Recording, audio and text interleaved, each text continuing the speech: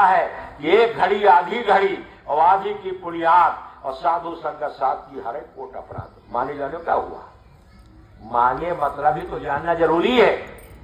एक घड़ी आधी की पुण्यात और साधु संगत साथ की हरे कोट अपराध। मान लो आपके शरीर से आत्मा निकल गई। अब जब शरीर से आत्मा निकल गई तो शरीर तो आपका जला दिया गया।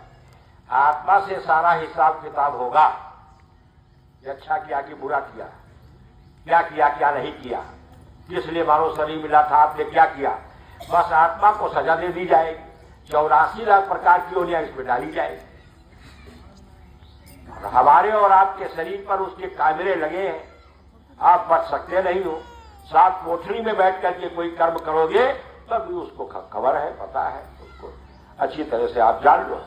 तो जब आपका नंबर आया तो कहा किसकी आत्मा लाए हो खींच करके? यमराज ने पूछा।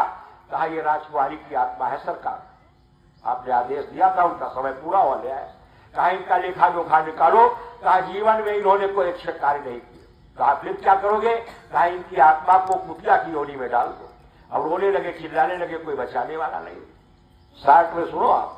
कहा कोई बचाने वाला नहीं, कोई रक्षा करने वाला नहीं। अब कहा हमने कोई बुरे काम नहीं किया, बटन दबाया। कहा सब देख लो ये गलत काम किया। फिर यमराज ने पूछा ये लाल लाइन कैसी बनी है इनके कागज में? कहा सरकार एक दिन उदय खेड़ा में कार्यक्रम चल रहा था तो आधा घंटा वहां पर इन्होंने समय दिया। तो कहा फिर? कहा ये दया की पात्र है, इनको कृपांक दे दिया जाए। जैसे 5 नंबर से बच्चा फेल होता है तो उसको नंबर दे देता है प्रिंसिपल और पास कर देता है।